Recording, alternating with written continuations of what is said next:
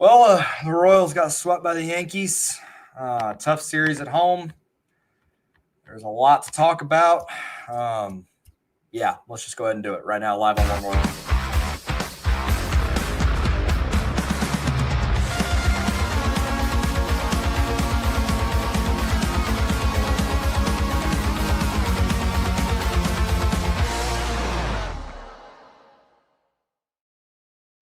We're back out of here on Kansas City Sports Network. I am Joel Penfield. Thank you all so much for tuning in live on YouTube. The chat's already hopping.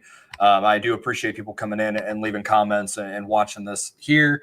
Be sure to subscribe on YouTube if you have not already. Be sure to subscribe on the audio platforms as well. I appreciate everyone that listens to the show and not just consumes it on YouTube.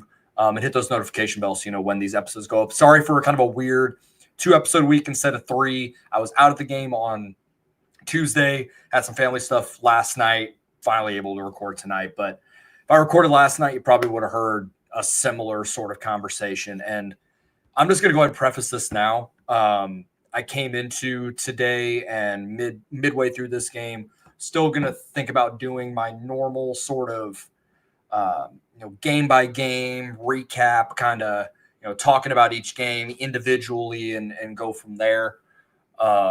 But with the way the game ended tonight, losing 1-0, they lost 10-2, 5-3 or 6-3, and 1-0 to the Yankees. And you get outscored 17 to, if I can do the math, 5 in the series, and it wasn't really that close. It was kind of a fugazi 5-3, 6-3 on Wednesday. I think this just needs to be more of like a State of the Union type situation. I mean, the Royals are 10-19 in their last 29. You lose a series to the White Sox. You seemed like they maybe turned the quarter against the Cardinals earlier in the week. You drop that series in Chicago. You get blasted at home by the Yankees. I mean, just all the momentum in the world coming back home. Jack Caglione's home debut, and it was over pretty quick. And it never felt close. And tonight, even nothing in the 8th. So we're like, I just don't know, man. And you lose tonight in kind of excruciating fashion with a defensive miscue when it felt like they had a guy dead to rights. But that's just the way this team has been. And they get nothing to show for it offensively. Again, very, very similar. Brady Vaughn, I want to scream my TV. Man, I get it. It's frustrating because this team, the DNA of this team is almost identical to last season. Like, your leaders are still there. The people that they brought in to right the ship before the 2024 season are still here. Your young core that you've put together and that you sent out there in 2023 to see what you had is mostly intact. You bring in a Jonathan India to help secure the top of the order. You bring in Carlos Estevez to lock down the back of games with Lucas Ursig. Felt like even if they arrived a year early, 30-win turnaround, felt like they were in a place where, hey, we're heading in the right direction. And I said it before the season, I don't care that they arrived a year early, you can't turn back. It's not like last year came together in like a lightning in a bottle situation and you had a bunch of one-year free agents and a bunch of, the end of time with Bobby and Vinny and whoever. And it was like the last hurrah and you flip back. Not the same. And I'll get to this in a second. Josh IQ, thanks for hopping in. Last year I would have been ecstatic to be one game under this time of year. Expectations changed after last year. That's kind of what I was getting to, is expectations changed. And that should be something this team welcomed. And I think they did. Coming into the year, they expect to get back to the playoffs and make it further. Now, to preface this conversation, they're 34-35. So you're basically at the 70-game mark. There's still a lot of season left. A lot can change between now and the end of September. The 2014 team was kind of middling like this before they went on their crazy run. They were a little bit better last year, but they still had some up and down stretches throughout the middle of the summer, trying to figure out how to win some of these games. And I think that's where my frustration comes in a little bit with this team. Is last season, I think they did such a great job of, hey, they get kicked in the gut, lose a game in excruciating fashion, frustrating performance, whatever the case, right? Blow it late in the ninth, you lose 8-0, whatever the case. Hey, we'll come back tomorrow. Hey, we're washing our hands of this one. We'll come back tomorrow. And then they would come back and win the next game. And they did a very good job of turning the page. And maybe that was just kind of a naivete to the way that they jumped so quickly from being one of the worst teams in baseball to a legitimate playoff team. That quick, they didn't really have time to think about it. They had a full offseason to think about being a playoff team. And I wonder if they're pressing a little bit. It kind of feels that way. It's not that I think this team is so deft of talent that they can't turn it around. Bobby Witt Jr. he may not be an MVP this year, but he's still an all-star. Vinny Pasquantino, after a rough month of April, has really turned back into the player that he was last year, and even just kind of leveling up from that. Maikel Garcia went from the worst qualified hitter in baseball to an all-star caliber player. You add Chris Bubich into this rotation, to Wednesday night notwithstanding, he's become one of the best starters in the game. And you look around and you're still like, there's still time, and B, the talent is still there. But it's just something is not clicking. Kyle Kursky on YouTube here. Still a lot of season to go, but yeah, this hurts.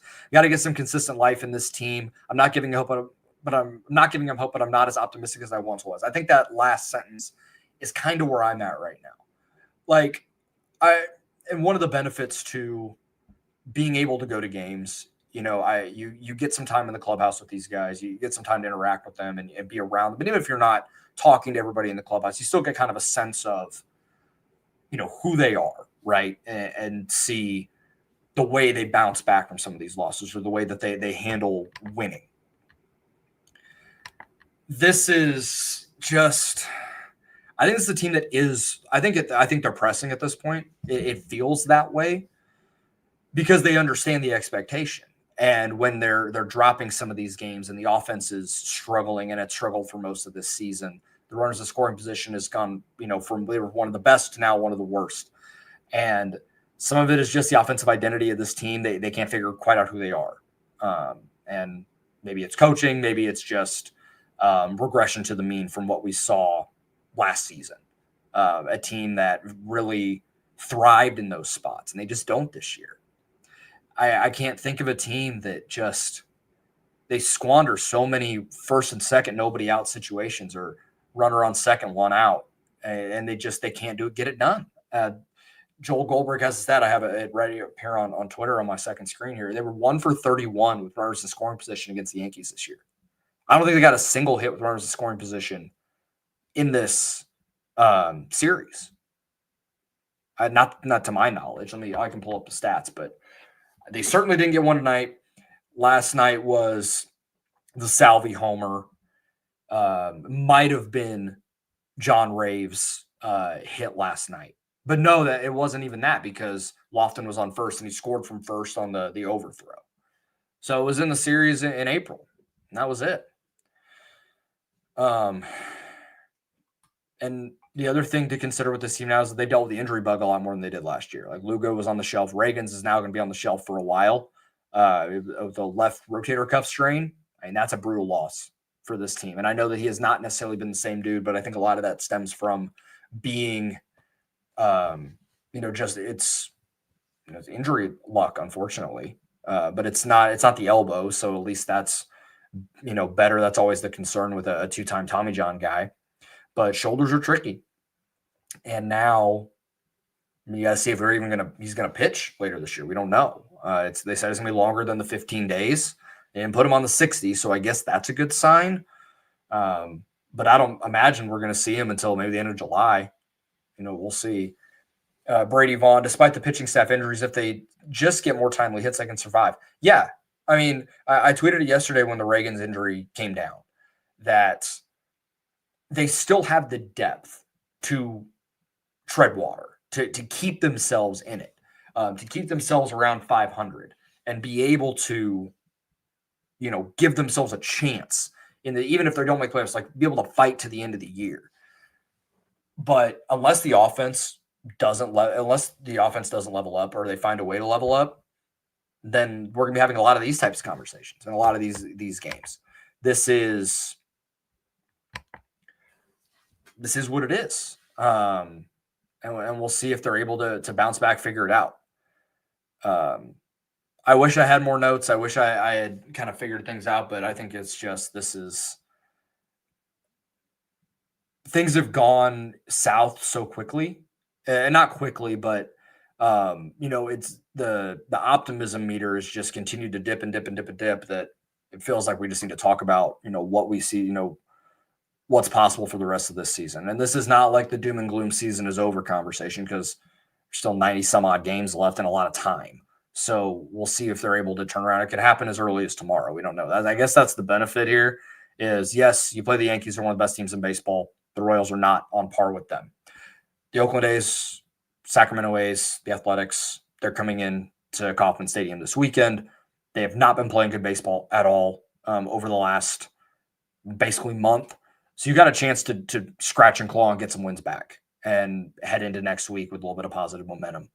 And we'll see what they have in them. We got to take a quick break, and we will be right back after this.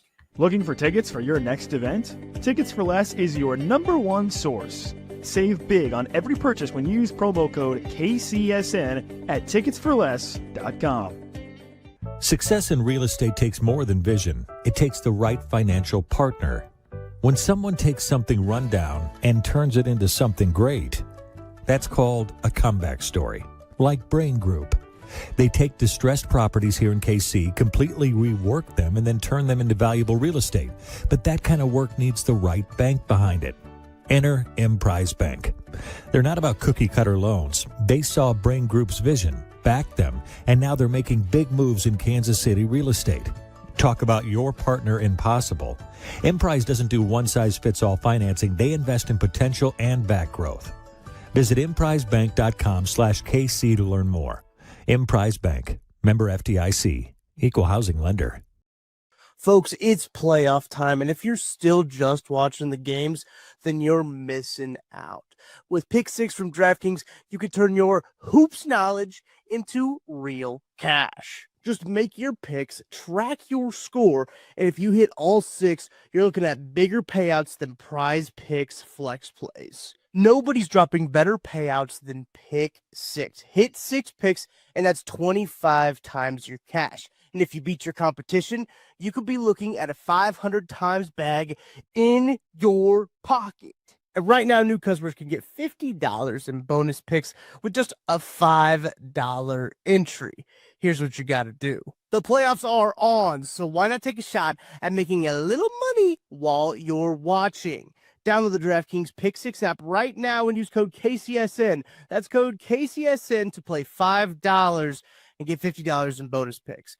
Better payouts, bigger wins, only on Pick 6 from DraftKings.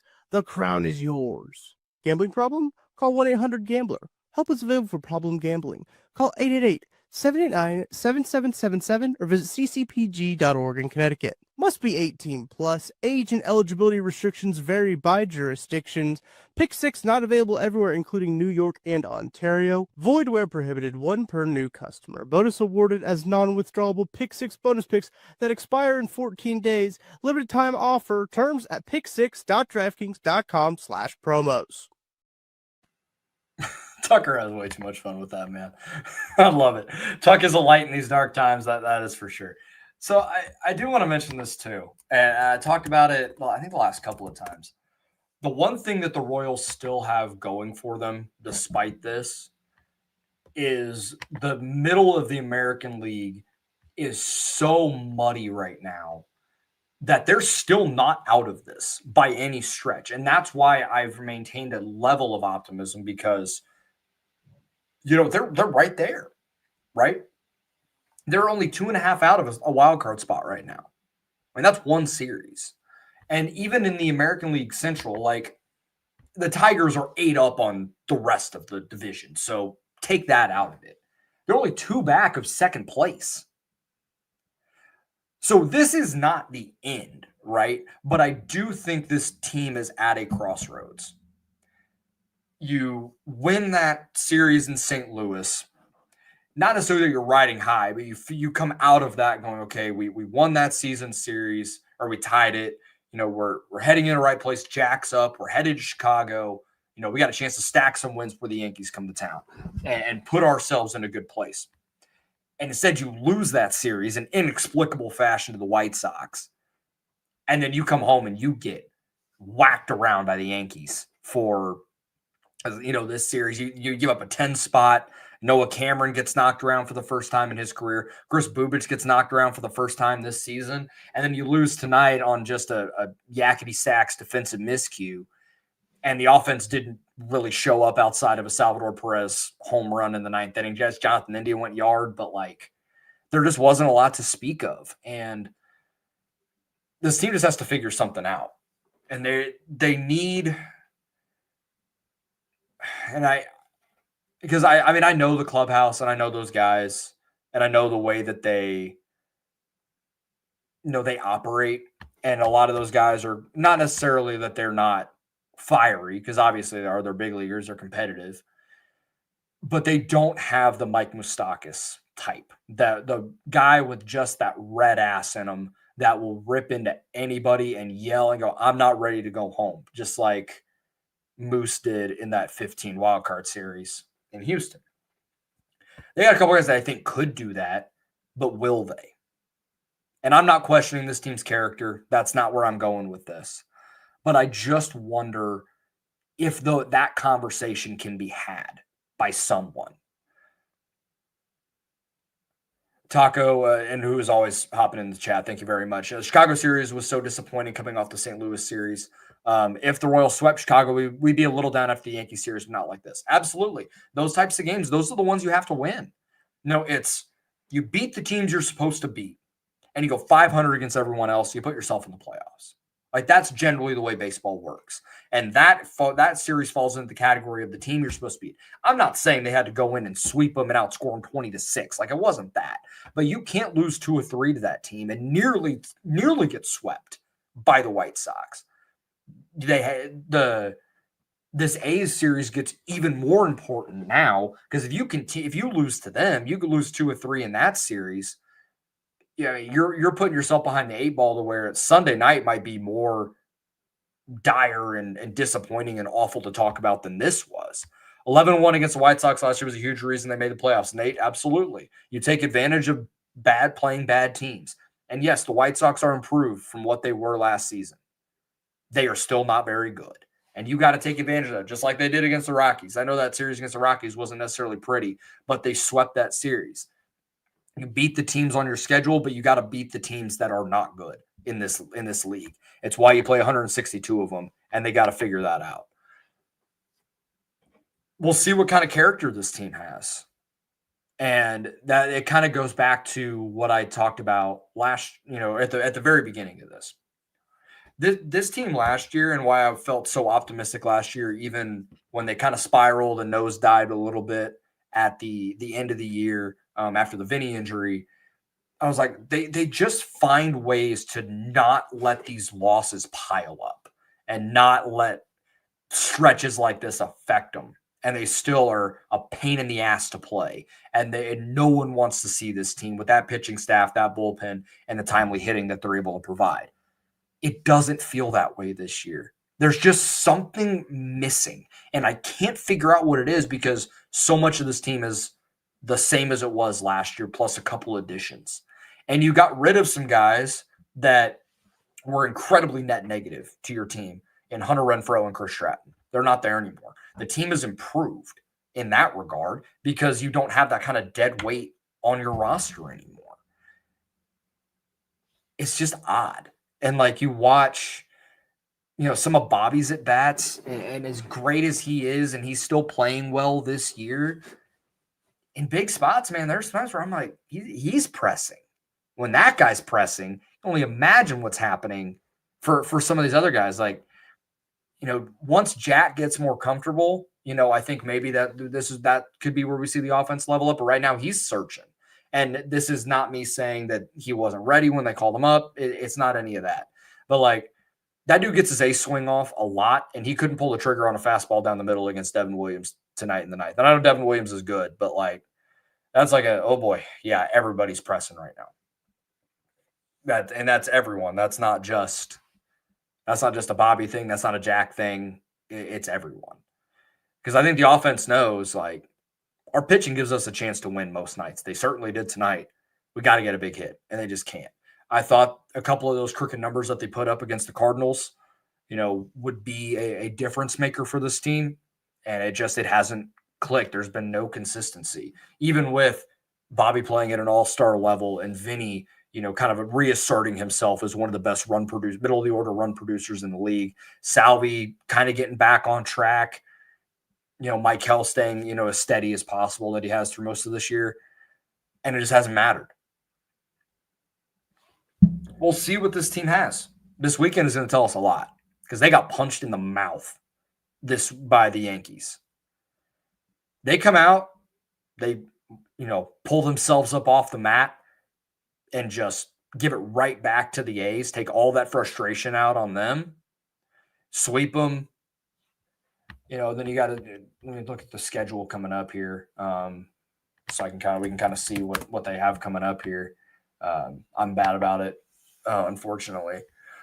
About just seeing what's in front of me. Maybe I just take on the mentality of the team too much and I focus on today.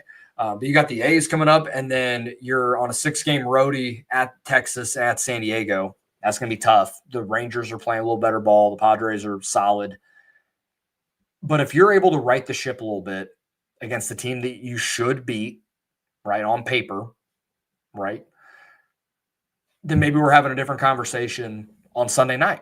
And you're talking about a team that's 37-35. Maybe the offense clicks a little more, get some good pitching, get some confidence, off day, head to Texas, and we'll see what they got. Could be a very different conversation if we're talking about a series loss or they took 2 or 3, but they still didn't play well. So we'll see what this team has. This weekend against the A's is it's probably the biggest series of the year now.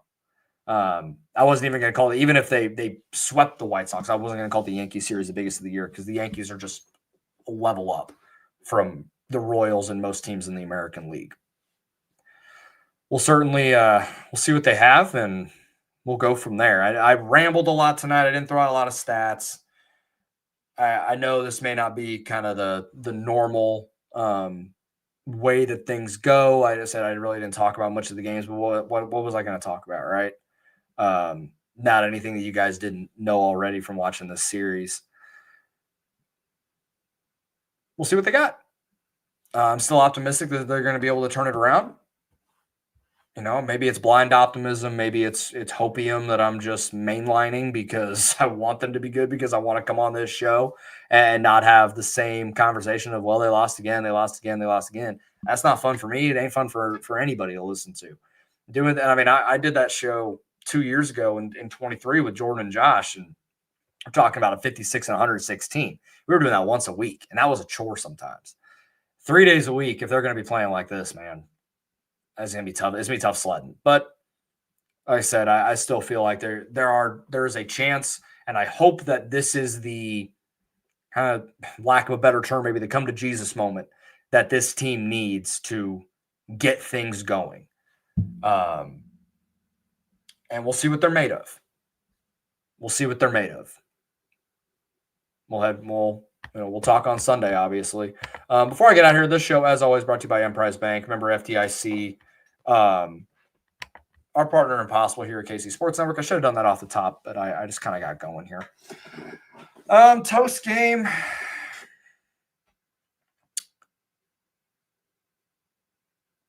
Anybody got a toast game? I feel bad. Let's see. Toast to Joel. Shout out Nick behind the scenes here. We'll go from there, and I appreciate I'll toast game Nick for doing this with me 3 times a week, and Nick Lofton. Okay, yeah, Nick Lofton. He should be in the lineup every day if I want to give one serious take about this team. I'm not saying every day, maybe not every day, but like he needs to be in it more regularly than just one game in a series. I'll dive into some numbers, and if he doesn't play a lot on Sunday, then we'll have to maybe I'll reassess and go from there. Lugo's back. He pitched well today. Give you 5 2/3. They got him out right before the rain. So, yeah, we'll go ahead and go from there. I appreciate everyone hanging out tonight. I know this is not necessarily the best circumstances to come in and hang out for a show, but I do appreciate you guys. You guys are obviously huge, loyal fans of not just this show, but this team that watch every game and pay attention. So I'm very grateful that you guys still sit and do this, especially after a real tough series like this. So we'll talk soon, everybody. Thank you, Travis. Thank you, everybody hanging out. Make sure you're subscribed on all platforms. Hit those notification bells. We'll talk on Sunday after this A's series. And hopefully we're talking about some more wins and a team that maybe can start righting the ship a little bit. Take care, everyone. Talk soon.